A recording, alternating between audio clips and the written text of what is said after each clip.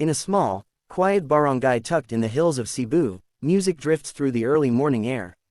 It isn't from a radio, it's from 17-year-old Arvin, standing barefoot on their wooden balcony, singing softly as the sun rises behind him.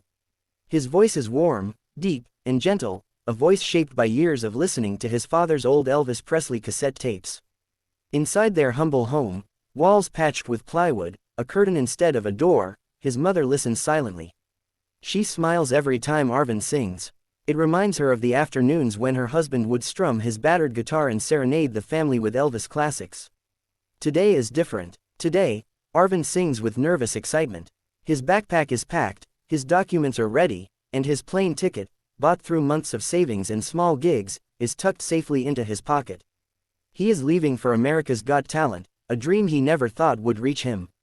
His father enters the balcony carrying something wrapped in cloth. When he unfolds it, Arvin sees the old guitar, the one with worn frets and a crack that has been repaired too many times. "This guitar brought me through the hardest days," his father says, placing it gently into Arvin's hands. "Now let it guide you to your dreams." Arvin holds the guitar to his chest, eyes already watery. He whispers, "Salamat, Pa." Before he leaves, the entire barangay gathers to wish him luck. Neighbors bring food, children wave handmade signs, and his mother holds his face in her hands as if she's memorizing him. With one last look at his home, Arvin steps into the jeepney that will take him to the airport, carrying nothing but a dream, a guitar, and a voice that could change his life forever.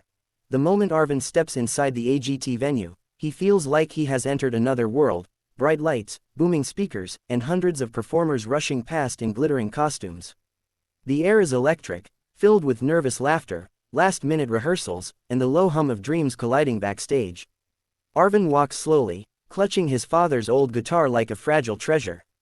His clothes are simple, a clean white shirt, black jeans, and a pair of shoes his mother polished until they shined.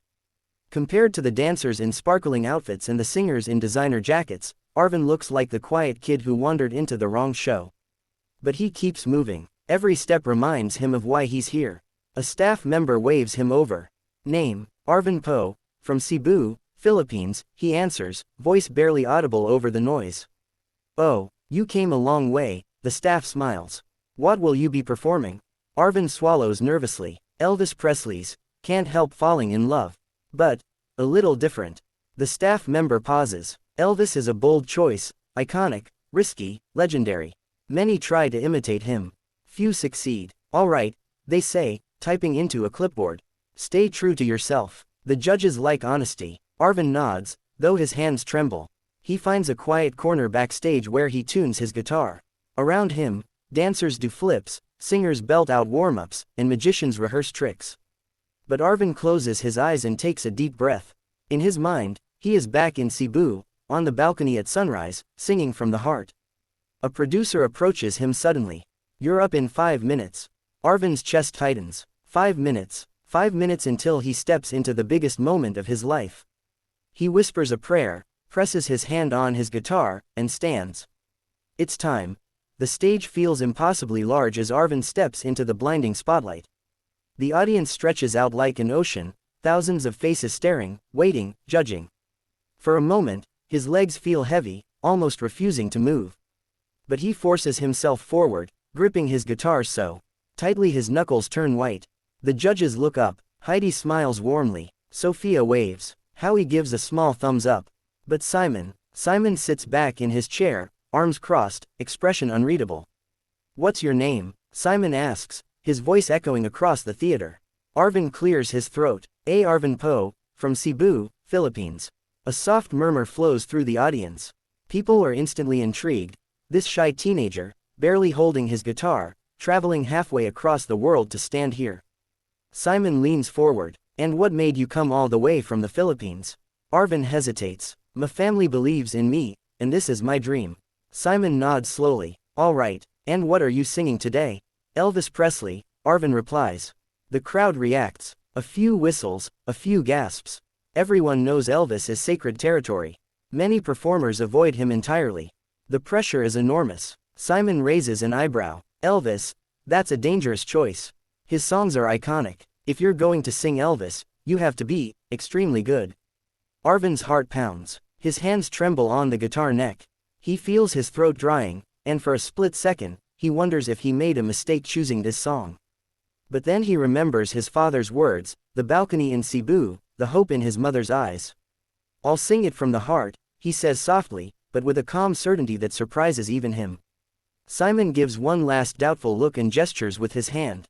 "All right then, show us what you've got." The room falls silent. A single breath, a single heartbeat. Arvin closes his eyes. This is the moment. The moment Arvin strums the first gentle chord, the theater becomes impossibly still. He takes one deep breath, one last anchor to steady his voice, then opens his mouth. "Wise men say." The words float out like something fragile carried by the wind. His voice is soft, almost whisper-like, but warm and golden, full of sincerity. It is not an attempt to imitate Elvis.